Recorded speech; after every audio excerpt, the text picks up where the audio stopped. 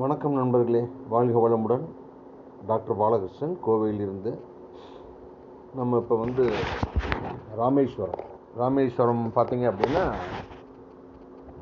இந்தியாவில் புனித தலங்களில் இந்துக்களுக்கு உண்டான புனித தலங்களில் மிக முக்கியமான ஒரு தலம் ராமநாத சுவாமி சிவபெருமானை நம்ம பல பெயர்களில் அழைக்கிறோம். ராமநாத சுவாமி அங்கே இருக்கார். ராமன் வழிபட்ட ஸ்தலம்.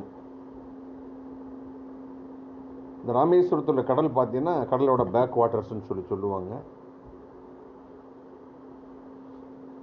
நம்ம தமிழ்நாட்டில் நம்ம இருக்கிற புனித தலங்களையே மிக மிக மிக முக்கியமான ஒரு தலம். இங்கே நம்ம தமிழ்நாட்டில் உள்ள மக்கள் போகிறத விட வட இந்தியாவில் காஷ்மீர்லேருந்து அவ்வளோ கூட்டமாக போயிட்டுருக்காங்க. அந்த மண்ணை மிதிப்பதே மிகப்பெரிய ஒரு பெருமையான ஒரு விஷயம். இதில் என்ன விசேஷம் அப்படின்னா, பிரம்மஹத்தி தோஷம், குரு சனி இணைஞ்சிருக்கவங்க பிரம்மஹத்தி தோஷம் சொல்லுவாங்க. அது ஜாதகத்தில் எங்கே இருந்தாலும் பிரம்மஹத்தி தோஷம்.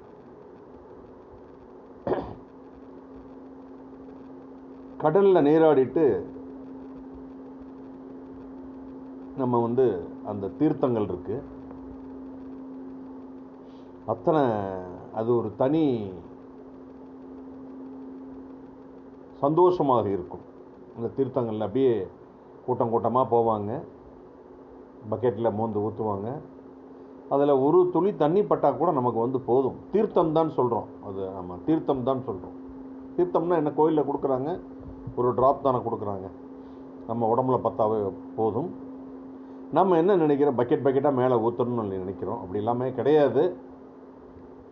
வசதி வாய்ப்பு இருக்கிறவங்க தனியாக பேமெண்ட் பண்ணி பக்கெட்டாக ஊற்றிக்கிறாங்க. இல்லாதவங்க அப்படி அவசியம் இல்லை. அந்த தீர்த்தம் மேலே பட்டாவே நமக்கு போதும். அந்த தீர்த்தங்களில் நீராடி விட்டு வருவதால் பிரம்மஹத்தி தோஷம் முடித்து வைக்கப்படும். பிரம்மஹத்தி தோஷங்கிறது முடித்து வைக்கப்படும் அப்படின்னு சாஸ்திரங்கள் சொல்லுது. இதுவரை எல்லாருமே ராமேஸ்வரம் போயிருப்போம். ராமேஸ்வரம் எல்லாருமே போயிருப்போம். ஆனால் இது சம்பந்தமான விஷயங்கள் தெரியுமா அப்படிங்கிறது எனக்கு தெரியல.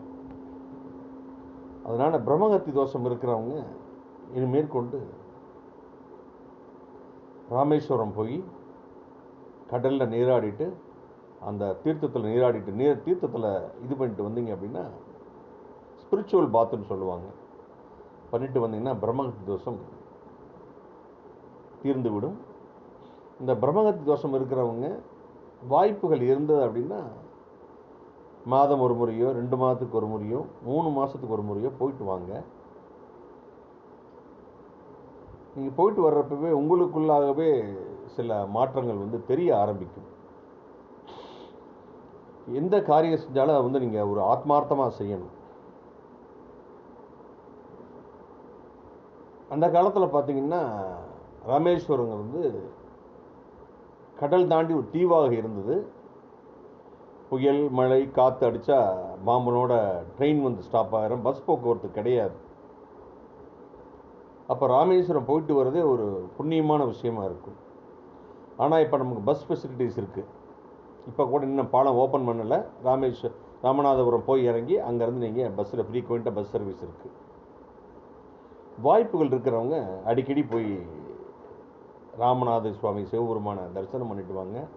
கடலில் நீராடிட்டு வாங்க. கடலில் நீராடிட்டு வந்தீங்கன்னாவே சில தோஷங்கள் நீங்கும் அப்படின்னு சாஸ்திரங்கள் சொல்லுது. அடிக்கடி குடும்பத்தோடு நீங்கள் அங்கே போய் ராமநாத சுவாமி தரிசனம் பண்ணிட்டு வாங்க. குறிப்பாக பிரம்மஹத்தி தோஷம் இருக்கிறவங்க அடிக்கடி போயிட்டு வாங்க. உங்களுடைய தொழில், குடும்பம், வேலை செய்யக்கூடிய உள்ள தடை, திருமண தடை எல்லாமே நீங்கிவிடும். சரிங்களா? ராமேஸ்வரத்தை பற்றி யாருக்கும் சொல்ல வேண்டியதில்லை. தமிழ்நாட்டில் இருந்த எல்லா மூலையிலிருந்தும் உங்களுக்கு பேருந்து போக்குவரத்து இருக்குது, ரயில் போக்குவரத்து இருக்குது.